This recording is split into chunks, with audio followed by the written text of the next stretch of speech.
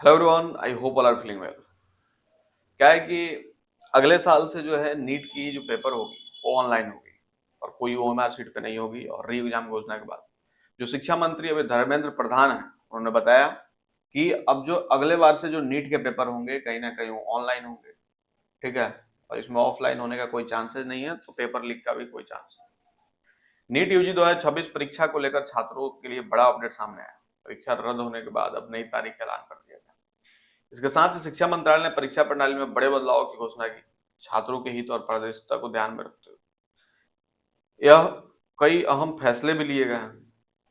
National testing agency NTA ने NEET UG 2026 परीक्षा रद्द होने के बाद नई पुनर्परीक्षा की नई तारीख घोषित कर दी गई। एजेंसी के अनुसार परीक्षा अब 21 जून 2026 को आयोजित होगी।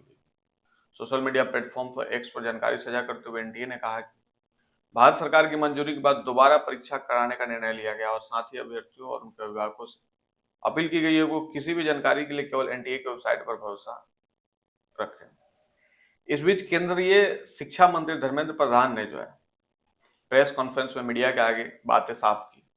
सबसे पहले उन्होंने बताया कि पेपर लीक के इस प्रकरण को देखते हुए अगले साल से नीट की परीक्षा पूरी तरीके से कंप्यूटर बेस्ड और ऑनलाइन होगी। ओएमआर सीट की जगह छात्रों को कंप्यूटर के सामने बैठाया जाएगा, जिससे पारदर्शिता जो है रहेगी।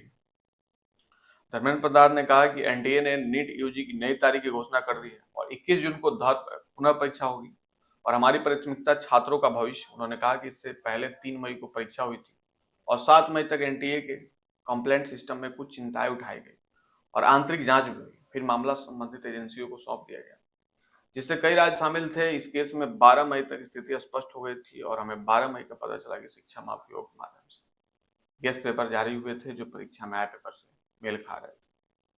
अभी री एग्जाम का जो डेट है वो 21 जून को री एग्जाम है और 14 जून को जो है एडमिट कार्ड आ जाए। उन्होंने आया कि हम छात्रों के भविष्य से समझौता नहीं करना चाहते, इसलिए हमने परीक्षा की नई तारीख 21 जून तय की।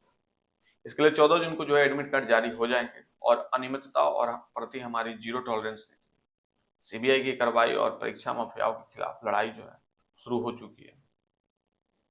इसके साथ ही किसी माफिया को नहीं छीनने देंगे सीट। उन्होंने कहा कि राधाकृष्ण समिति की सिफारिश का पालन करते हुए बावजूद ये उल्लंघन कैसे हुआ, ऐसे में सरकारी मशीनरी यह सुनिश्चित करेगी कि इस बार कोई अनियमितता ना हो। हम किसी भी माफिया के पैसों के बल पर उसकी सीट छीनने नहीं देंगे। मंत्री के रूप में, अभिभावक के रूप में, अधिकारी के रूप में हमें एक कठिन निर्णय लेना पड़ा।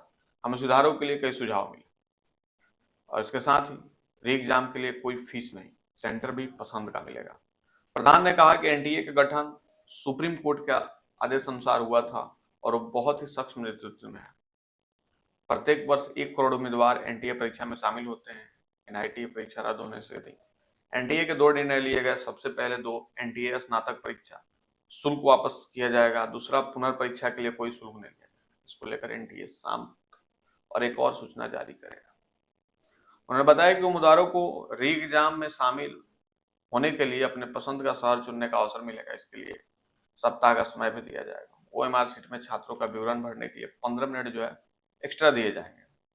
अफवाहों पर विशेष ध्यान ना दे छात्र, क्योंकि अभी क्या हो रहा है कि जैसे जैसे न्यूज जो है वायरल हो रहे हैं, बच्चे और ज्यादा परेशान हो रहे हैं, तो इसलिए अफवाहों पर ध्यान ना दें। प्रधान ने कहा कि इसके अलावा मैं उम्मीदवारों के परिवहन को सुनिश्चित करने के लिए राज्य सरकार से बातें करूंगा। चूंकि जून की परीक्षा में मानसून रहेगा, हम खराब मौसम के प्रभाव पर विचार कर रहे हैं। छात्रों से अपील है कि वो अफवाह पर विश्वास ना करें। आखिर में प्रधान ने कहा कि पूरे केस में सीबीआई गहन जांच कर रही है और किसी भी दोषी को बख्शा नहीं जाएगा। तो ये थी छोटी सी इन्फॉर्मेशन। जो पेपर होंगे अब अगले बार से जो है कहीं ना कहीं अब जो है ऑनलाइन एग्जाम होंगे, computer based. I hope information आपके लिए काफी ज्यादा इन्फॉर्मेटिव रहा होगा। मिलते हैं ऐसे कोई एक और नया वीडियो लेके, तब तक के लिए बाय बाय।